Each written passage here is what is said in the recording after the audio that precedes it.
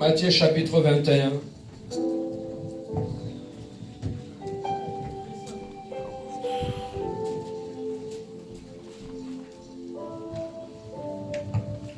Matthieu chapitre 21, verset 12 à 13. Matthieu chapitre 21. Tu es déjà dans l'Apocalypse. Nous allons nous lever. Au commencement était la parole était Dieu. Amen. Hein? Alors, lorsque nous lisons les Écritures, une façon d'honorer la parole de Dieu, nous allons toujours commencer à le lire debout. Amen. Non? Amen. Matthieu 21, chapitre 12 à 13. Est-ce que nous pouvons tous les lire d'un commun accord? Oui, Jésus entra dans les temples. Matthieu chapitre 21, verset 12 à 13. Oui.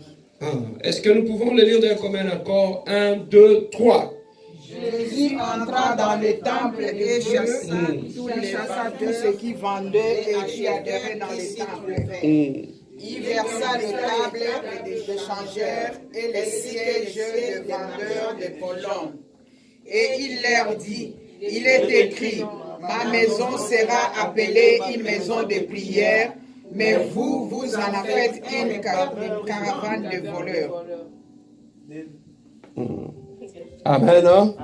Nous pouvons nous asseoir. Ma maison sera appelée une maison de Prière. Nous allons baisser nos têtes, nous allons prier. Éternel, nous voulons t'écouter. Seigneur, si nous sommes arrivés en ce lieu, c'est parce que nous sommes venus recevoir les instructions venant de toi. Tu es la lumière qui nous éclaire, qui nous guide et qui nous oriente. Seigneur, laisse que tu puisses donner à tout un chacun de nous un entendement de disciple. Afin que cette parole que nous allons écouter en ce lieu, Seigneur, soit une sémence plantée dans nos vies et que cela puisse germer jusqu'à pousser le fruit nouveau dans nos vies. Éternel, je résiste contre tout esprit de distraction, divagation de pensée, fuite des mémoires. Je le loigne de cet endroit au nom puissant de notre Seigneur Jésus-Christ. Seigneur, laisse que l'humain puisse disparaître afin que le divin puisse apparaître, Seigneur. Cher Saint-Esprit, l'enseignant par excellence, viens prendre la direction de ce moment. Dans le nom merveilleux et précieux de notre Seigneur Jésus-Christ, nous disons Amen. Amen. Bien-aimés, en ce premier dimanche de notre culte en ce lieu, Dieu a un message qu'il veut nous communiquer. Amen. Hein? Le Dieu que nous prions, c'est un Dieu qui parle. C'est un Dieu qui se révèle. À chaque fois que Israël marchait avec Moïse, ce qui avait fait sa force pendant qu'il marchait avec le peuple d'Israël, il cherchait toujours la volonté de Dieu. Il voulait toujours se rassurer qu'ils sont dans la volonté de Dieu et que Dieu est avec eux. Bien-aimés, dans ce verset que nous venons de lire, Jésus-Christ était rentré dans les temples. Et comme nous le savons très bien, si je vais commencer depuis le début, Israël voulait marcher avec Dieu. Il a dit, nous avons vu ce Dieu-là travailler avec notre ancêtre Abraham, avec Isaac, avec Jacob. Mais on nous a parlé de ce Dieu-là. Ils ont fait une demande à Moïse. C'est Dieu qui nous a sortis de l'Égypte. Nous voulons une chose, qu'il soit aussi présent au milieu d'eux. Amen. Ils voulaient que Dieu soit présent au milieu d'eux. Moïse a dit, je vais aller consulter Dieu et je reviendrai vous dire. Mais Dieu a dit une chose à Moïse, il a dit, ce peuple c'est un peuple qui était dit. Je suis un Dieu saint. Si j'habite au milieu de vous, je vais vous exterminer. Car mes yeux n'acceptent pas le mal, n'acceptent pas le péché.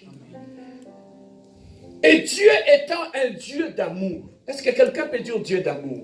Dieu d'amour. Dans son amour, malgré que c'était difficile la demande qu'Israël lui avait faite, il a quand même dit à Moïse, pour que je sois présent au milieu de vous, je vais créer un point de contact entre moi et vous. Est-ce que quelqu'un peut dire point de contact? Point de contact. Je dois, pour être présent au milieu de vous, Dieu a demandé à Moïse, tu vas construire le tabernacle.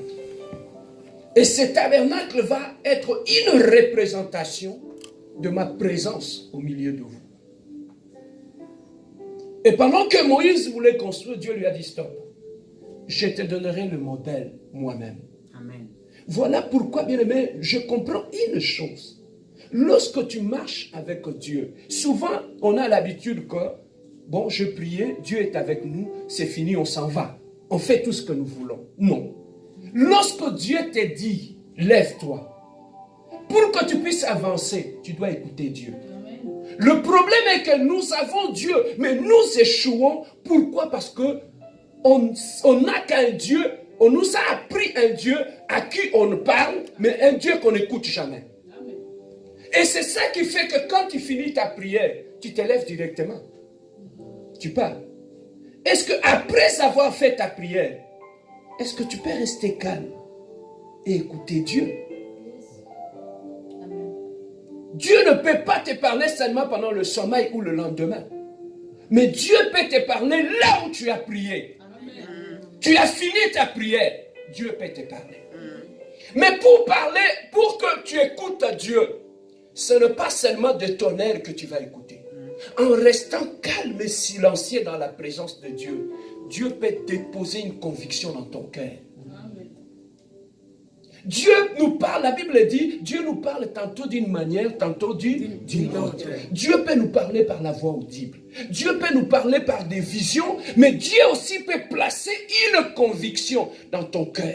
N'as-tu jamais vu que tu voulais prendre une décision? Tu t'es dit, je vais prendre le temps d'abord de prier. Et lorsque tu as prié, à la fin de ta prière, tes idées changent. Amen. Amen, hein? Amen. Dieu peut placer quelque chose dans tes idées. Dieu peut placer une conviction dans ton cœur pour t'orienter et te guider. Alors ici, ils ont dit non. C'est Dieu qui nous a sortis de l'Égypte. Il ne va pas rester là. Il faudrait qu'il marche avec nous. Mais pendant que Dieu était présent au milieu d'eux, écoutez ceci, Dieu avait demandé à Moïse de construire l'arche. L'arche avait été construite. Et que le peuple de Dieu, à chaque fois, comme Dieu était un Dieu saint, et ce peuple était un peuple pécheur, il lui a dit, je vais laisser une voie de sortie. Que quand vous serez bloqué par le péché, pour que je ne vous tue pas, vous allez sacrifier les agneaux. Alors, le lieu où vous irez sacrifier les agneaux, ça ne sera pas chacun chez lui à la maison. Je vais appeler parmi les 12 tribus d'Israël, je vais appeler un tribu qu'on appelle le tribu des Lévites. Et ils seront chargés pour recevoir les agneaux à chaque fois que vous allez pécher. Et ils vont travailler dans le sanctuaire, dans le tabernacle. Et ces gens-là travaillaient là-bas, dans le sanctuaire et dans le tabernacle. Mais maintenant, qu'est-ce qui s'est passé? À chaque fois qu'ils péchaient, ils allaient voir les sacrificateurs.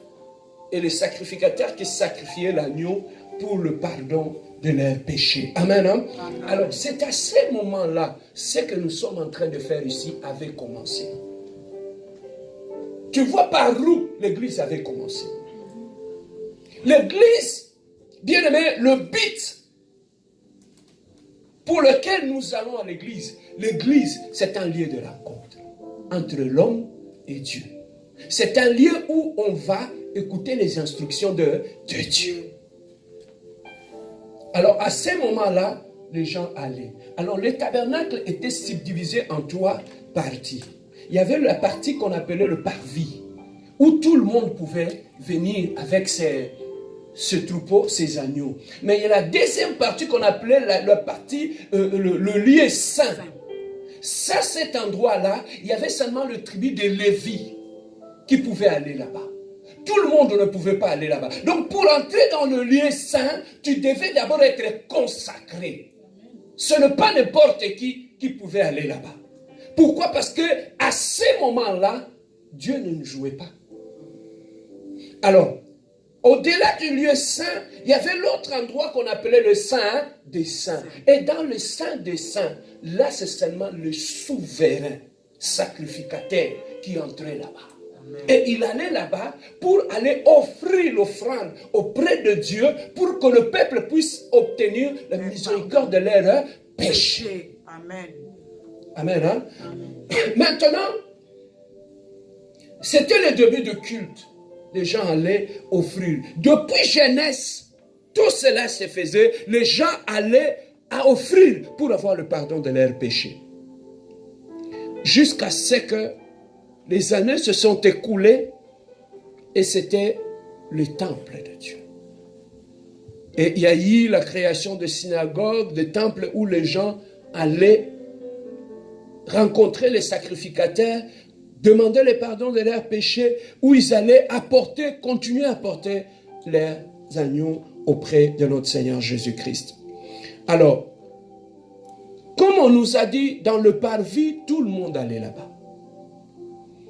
Alors, il s'est fait que, comme les gens sacrifiaient des agneaux, sacrifiaient des tourterelles, des pigeons et des choses comme ça, qu'ils allaient offrir auprès de Dieu, qu'est-ce qui a fait que dans les temples, là où les gens allaient à la rencontre de Dieu, les gens maintenant amenaient des troupeaux au temple. Au lieu que ça soit un lieu de prière, ces lieux commençaient à changer pour devenir un lieu de business. Les gens étaient plus préoccupés. Pourquoi? Parce qu'ils savaient que les gens qui allaient au temple, ils allaient pour offrir des sacrifices pour le pardon de péché. Donc, une bonne place pour faire les affaires, ça va être là-bas. Quand j'ai mes agneaux à vendre, je vais les amener où? Au temple. Parce que je sais que c'est là que les gens vont acheter pour aller offrir auprès de Dieu. Amen. Hein? Amen. Alors, cet endroit avait cessé d'être un lieu où les gens allaient à la rencontre de Dieu, était devenu un lieu de business, où les gens allaient vendre et ça menait la distraction. Les gens qui allaient à la rencontre de Dieu ont cessé d'aller à la rencontre de Dieu, ils ont commencé à faire leur business. Est-ce que quelqu'un peut dire business? Business. Ils commençaient à faire leur commerce. Mais maintenant, qu'est-ce qui s'est passé? Nous comprenons une chose. Depuis Genèse jusqu'à l'Apocalypse, parmi les deux choses que le diable utilise pour sortir quelqu'un de la présence de Dieu, il n'y a que deux choses. Est-ce que quelqu'un peut dire deux choses? Deux choses. Les deux choses que le diable utilise pour sortir quelqu'un de la présence de Dieu sont, la première des choses, c'est la distraction. Est-ce que quelqu'un peut dire distraction? Distraction. Le diable utilise la distraction pour distraire le peuple de Dieu et les éloigner de la présence de Dieu. Ça, c'est la première des choses. La deuxième des choses que le diable utilise pour distraire ou sortir un enfant de Dieu de la présence de Dieu, c'est les accusations. Koko Selabatumakam. Je vais vous expliquer comment ça fonctionne. Bien-aimés, parmi la distraction, pourquoi le diable utilise la distraction? Le diable utilise la distraction, pour t'empêcher d'atteindre ton objectif. Le diable utilise la distraction, bien-aimé, pour semer la confusion en toi.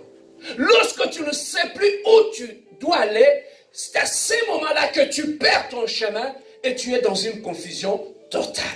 Or, à ce moment-là, les gens qui allaient au temple pour prier, parce que ici, Jésus-Christ dit, ma maison sera appelée une maison de prière. Mais vous en avez fait une caverne de voleurs. Donc, ils ont changé le but pour lequel il partait à la maison de l'Éternel. Donc, il partait pour la prière. Donc, quand il quittait sa maison, il allait au temple pour la prière. Mais arrivé au temple, ce n'était pas la prière qui se faisait, c'était les business. Voilà comment le diable les a déroutés, les a désorientés, les a sortis de la présence de Dieu. Aujourd'hui aussi, le diable fait la même chose. Lorsque nous allons à l'église, Dieu dit, c'est la maison de la prière.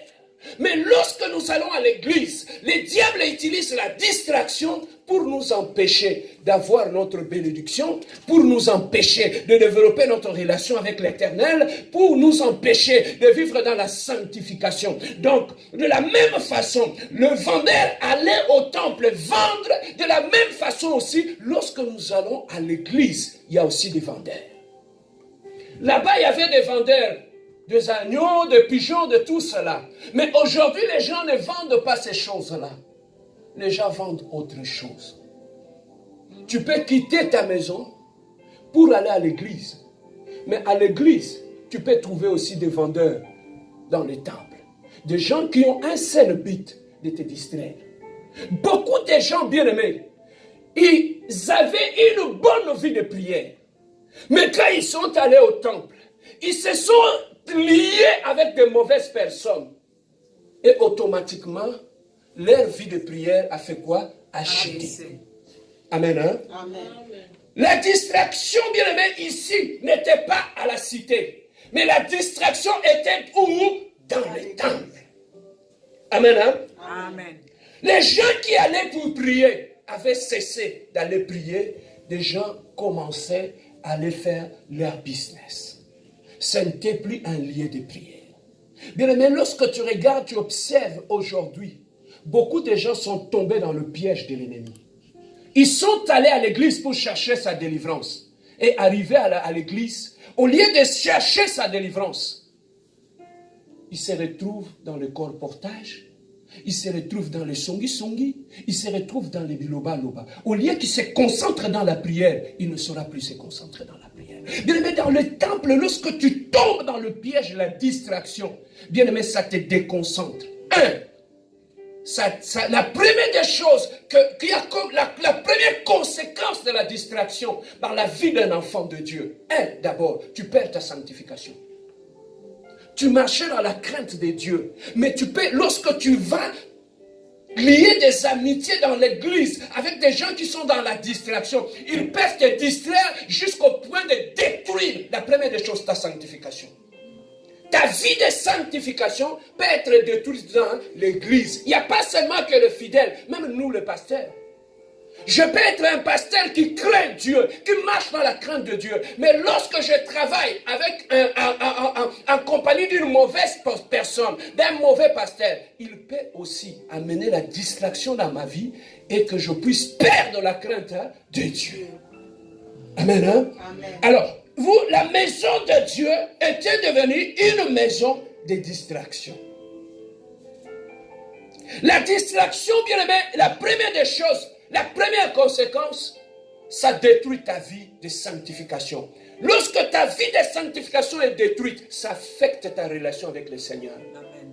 Au moment où tu es une église, il y a don, il y a prophétie, il y a don, il y a vision. Depuis qu'on a camarade à X et Y, vision et prophétie et au moment où tu es le côté. Ça, c'est la distraction. Et la distraction, bien aimé, ne pas qu'en dehors de l'église, mais la distraction est aussi à l'église. Amen, hein? Amen. La distraction est aussi dans l'église. À cause de la distraction, nous avons aujourd'hui des dégâts dans l'église. La sœur qui marchait dans la sanctification, dans la crainte de Dieu, depuis qu'il est rentré dans la chorale, il s'est lié amitié avec d'autres sœurs qui ne craignent pas Dieu. Ils peuvent amener la distraction dans ta vie. Amen, hein? Amen. Donc la distraction, la première des choses, ça détruit ta relation avec l'Éternel. La deuxième des choses que la distraction amène, lorsque ta relation avec l'Éternel est rompue, papa, maman, tu as des promesses que Dieu t'a données. Au bout, c'est ma promesse.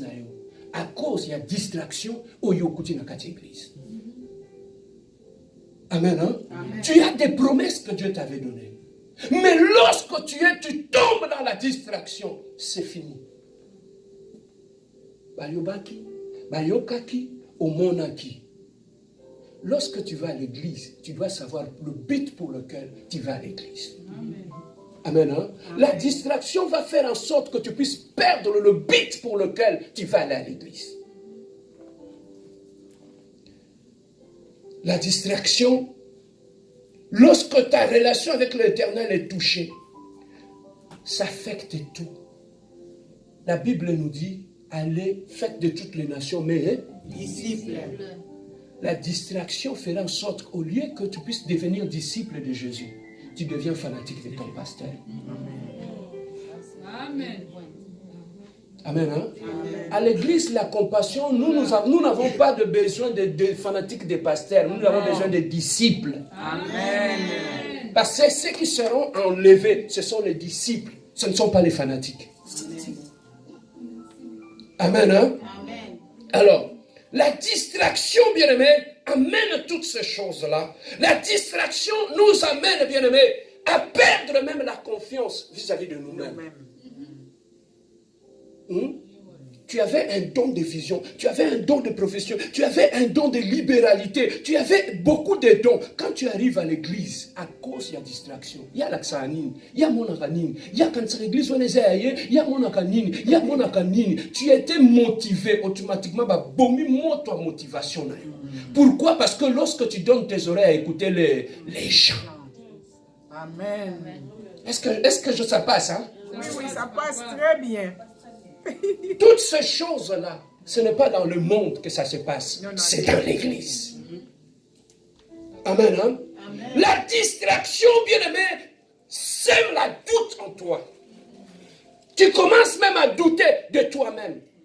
Tu chantais bien, tu as une belle voix. Tu vas te placer devant pour commencer à chanter. À cause de la distraction. Automatiquement, motivation, et si Dieu avait dit que ta bénédiction va être sur ce domaine-là, et dans ce domaine-là, tu tombes dans la distraction, le découragement arrive, tu perds ta bénédiction. Les dons. Amen. Hein? La distraction, bien-aimé, lorsque tu vas à l'église, lorsque tu fais tout ce que tu fais pour Dieu, regarde vers Dieu, n'écoute pas les hommes. Amen. Hein? Amen. La distraction dans l'église, bien-aimé, peut faire en sorte que même ta performance, ta maturité spirituelle, ta croissance spirituelle puisse s'arrêter à cause de la distraction. Osalaï koko là, au tiki koko là. Mais tu es toujours dans l'église, mais tu ne grandis plus. À cause de quoi? À cause de la distraction. Amen. Hein? Voilà pourquoi même à l'église, tu dois savoir choisir qui fréquenter, qui veut être avec. Bien aimé, moi si tu veux que je puisse t'aimer beaucoup et m'attacher à toi, tu dois avoir deux choses, la vie de prière et la sanctification. Amen. Parce que si je suis à côté de toi, tu as la sanctification, tu vas me communiquer la sanctification.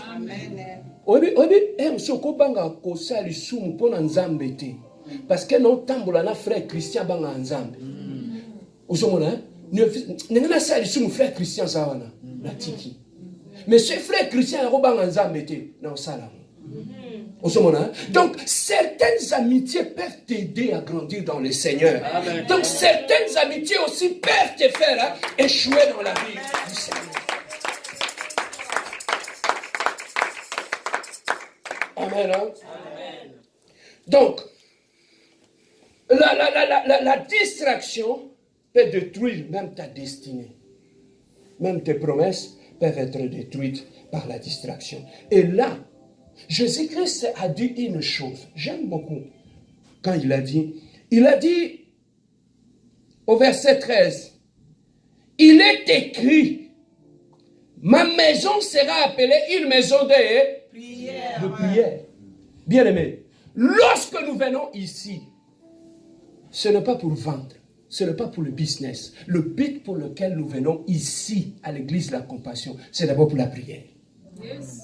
Le but qui nous unit ici, ça va être la prière. À chaque fois que nous allons nous rencontrer ici, ça va d'abord être pour la prière. Si les papas vont se rencontrer le samedi ici, ça va être pour la prière. Si les mamans vont se rencontrer ici, ça va être pour la prière. D'abord, cette maison, c'est une maison de la prière d'abord. Donc, même la vie sur l'homme soutient. Quand nous venons ici, c'est d'abord pour la prière.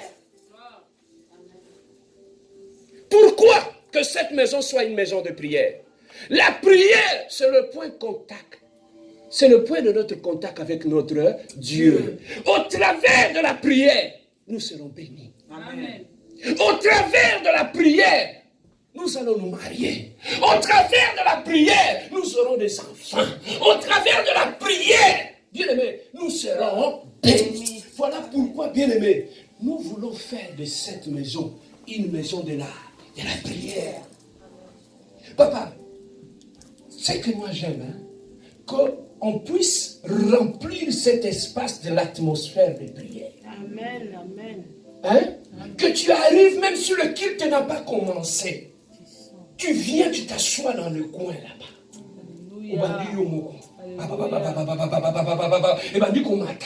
Tu commences à monter déjà, maintenant. Tu entres dans cet environnement-là. Même si ces jours-là, ce n'est pas les jours de la prière, tu te dis non, j'ai besoin d'être dans la présence de Dieu. Je vais aller à mon église. Je vais m'asseoir dans cet environnement-là. Ça peut m'affecter et entrer dans la présence de Dieu. Amen. L'environnement de la prière, ça se crée. Lorsque vous passez plus le temps à prier, vous chargez cet environnement de l'esprit de la prière. Et quand tu entres dans cet esprit de la prière-là, automatiquement ça part. Saoul n'était pas un prophète. Comme il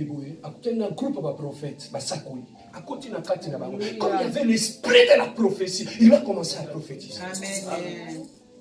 C'est cet esprit. Mais tu ne peux pas des fois être un homme ou une femme de prière. Mais lorsque tu entres dans cet espace, l'esprit de la prière qui règne ici, ça t'affecte automatiquement. Amen. Tu commences à monter dans la prière. Amen. Amen.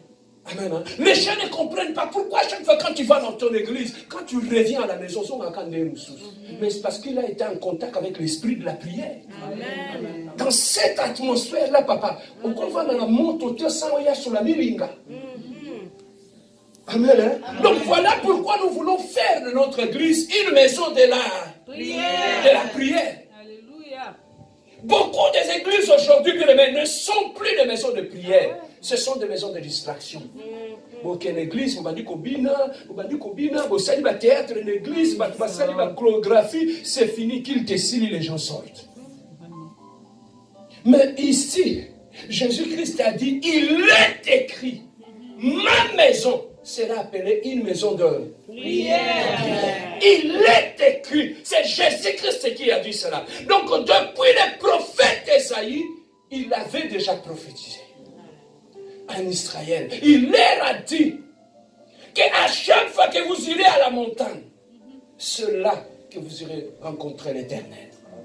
Ma maison sera appelée une maison de prière. Donc même le sanctuaire, le tabernacle, bien aimé, Dieu avait fait cela. C'était d'abord un lieu de rencontre entre l'homme et Dieu. Et même l'église, c'est un lieu de rencontre d'abord, avant que ce soit un lieu d'autre chose. C'est d'abord un lieu de rencontre, un lieu de prière. Amen. Hein? J'aimerais que le papa, lorsqu'ils se rencontreront ici, qu'ils puissent être des papas de prière. J'aimerais que les femmes, lorsqu'elles se rencontreront ici, que ce soit des femmes de feu, que ce soit les jeunes, lorsqu'ils se rencontreront ici, mon Père, la prière. Bien aimé, je te préviens, on va bouffer de la prière comme des arachides. Amen. À chaque fois que nous allons rencontrer ici, on ne vient pas ici pour voir une pièce de théâtre. On vient ici pour la prière.